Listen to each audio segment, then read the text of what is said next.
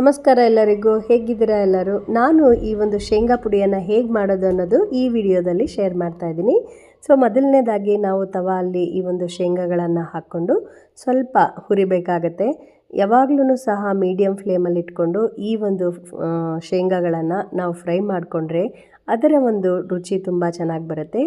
High flame ಇಟ್ಕೊಳ್ಳೋದು ಬೇಡ, medium ಫ್ಲೇಮಲ್ಲೇ ಇವುಗಳನ್ನು ನಾವು ಫ್ರೈ ಮಾಡಬೇಕಾಗತ್ತೆ. ನಿಮಗೆ ಮನೆಯಲ್ಲಿ ಈ ಥರ ಒಂದು ಶೇಂಗಾ ಪುಡಿ ಇದ್ದರೆ ಎಲ್ಲದರ ಜೊತೆಗೂ ಚಪಾತಿ ಜೊತೆಗೆ ತಿನ್ಬೋದು. ಇದಕ್ಕೆ ತುಪ್ಪ ಹಾಕ್ಕೊಂಡು ಅಥವಾ ಮೊಸರು ಹಾಕ್ಕೊಂಡು ಈ ಒಂದು ಶೇಂಗಾ ಪುಡಿಗೆ ನೀವು ಊಟ ಮಾಡೋದಕ್ಕೆ ಚೆನ್ನಾಗಿರುತ್ತೆ. ರೊಟ್ಟಿ ಜೊತೆಗೂ ಸಹ, ಜೋಳದ ರೊಟ್ಟಿ ಜೊತೆಗೆ ಇದು ತುಂಬ ಒಳ್ಳೆಯ ಒಂದು ಕಾಂಬಿನೇಷನ್ ಅಂತ ಹೇಳ್ಬೋದು. ಒಟ್ಟು ಮನೆಯಲ್ಲಿ ಇವಾಗ ತಿಳಿಸಾರು ಅನ್ನ ಅಷ್ಟೇ ಇದೆ ಅಂದಾಗ ಅವಾಗೂ ಸಹ ಈ ಒಂದು ಪುಡಿಯನ್ನು ನೀವು ಹಾಕ್ಕೊಂಡು ಊಟ ಮಾಡ್ಬೋದು. ಸೊ ಈ ಒಂದು ಶೇಂಗಾ ಪುಡಿ ಮನೆಯಲ್ಲಿದ್ದರೆ ಊಟ ಮಾಡೋದಕ್ಕೆ ತುಂಬ ನಿಜವಾಗ್ಲೂ ಅನುಕೂಲ ಆಗುತ್ತೆ. ಸಿಂಪಲ್ ಆಗಿರೋ ಐಟಮ್ಗಳ ಜೊತೆಗೆ ಈ ಒಂದು ಶೇಂಗಾ ಪುಡಿ ಹಾಕ್ಕೊಂಡ್ರೆ ಊಟ ಮಾಡೋದಕ್ಕೂ ಸಹ ಖುಷಿಯಾಗಿರುತ್ತೆ. ಸೊ ಅದಕ್ಕೋಸ್ಕರ ಈ ಒಂದು ಶೇಂಗಾ ಪುಡಿಯನ್ನು ಮಾಡಬೇಕಾದ್ರೆ ಈ ಒಂದು ಶೇಂಗಾವನ್ನು ಮೀಡಿಯಮ್ ಫ್ಲೇಮಲ್ಲೇ ಇಟ್ಕೊಂಡು ನಾವು ಹುರ್ಕೊಳ್ಬೇಕಾಗತ್ತೆ. ಹುರಿದಾದಮೇಲೆ ಸ್ವಲ್ಪ ತಣ್ಣಗಾದಮೇಲೆ ಈ ಒಂದು ಸಿಪ್ಪೆಯನ್ನು ನಾವು ತೆಗಿಬೇಕು. ಸಿಪ್ಪೆ ತೆಗಿಲಾರ್ದೇ ಹಾಗೆ ನಾವು ಮಿಕ್ಸಿಗೆ ಹಾಕಿದ್ರೆ ಆ ಒಂದು ಟೇಸ್ಟ್ ಬೇರೆ ಇರುತ್ತೆ. ನಾವು ಈ ಒಂದು ಸಿಪ್ಪೆಯನ್ನು ತೆಗೆದು ಪುಡಿ ಮಾಡಿದ್ರೆ ಇದರ ಟೇಸ್ಟೂ ಸಹ ಬೇರೆ ಬೇರೆಯಾಗಿ ಬರುತ್ತೆ.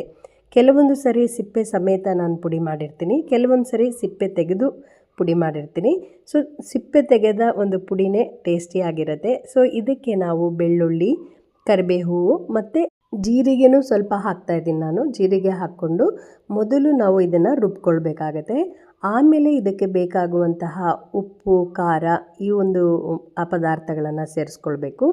ಮೊದಲು ಈ ಥರ ರುಬ್ಕೊಂಡ್ಮೇಲೆ ಇದಕ್ಕೆ ಈಗ ಉಪ್ಪು, ಆಮೇಲೆ ಖಾರದ ಪುಡಿ, ನಾನು ಸ್ವಲ್ಪ ಬೆಲ್ಲದ ಪುಡಿಯನ್ನು ಸಹ ಇದಕ್ಕೆ ಸೇರಿಸ್ತಾ ಇದ್ದೀನಿ. ನಿಮಗೆ ಬೆಲ್ಲ ಇಷ್ಟ ಆಗಲ್ಲ ಅಂದರೆ ಬೆಲ್ಲವನ್ನು ಸೇರ್ಸೋಕ್ಕೆ ಹೋಗಬೇಡಿ, ಬಟ್ ಬೆಲ್ಲ ಹಾಕಿದರೆ ಇದಕ್ಕೆ ತುಂಬ ಒಳ್ಳೆಯ ಒಂದು ಟೇಸ್ಟ್ ಬರುತ್ತೆ. ಸೊ ಬೆಲ್ಲವನ್ನು ಸಹ ಹಾಕಿಬಿಟ್ಟು ನಾವು ಇದನ್ನು ರುಬ್ಕೊಳ್ಬೇಕಾಗತ್ತೆ. ಈ ಒಂದು ಎಲ್ಲ ಪದಾರ್ಥಗಳನ್ನು ಸಹ ಒಂದು ಸರಿ ನಾವು ಕಲಸಿದ ಮೇಲೆ ಮಿಕ್ಸಿಗೆ ಹಾಕಿದರೆ ಈ ಒಂದು ಪದಾರ್ಥಗಳು ಎಲ್ಲೂ ಸಹ ಅಂಟ್ಕೊಳ್ಳೋದಿಲ್ಲ.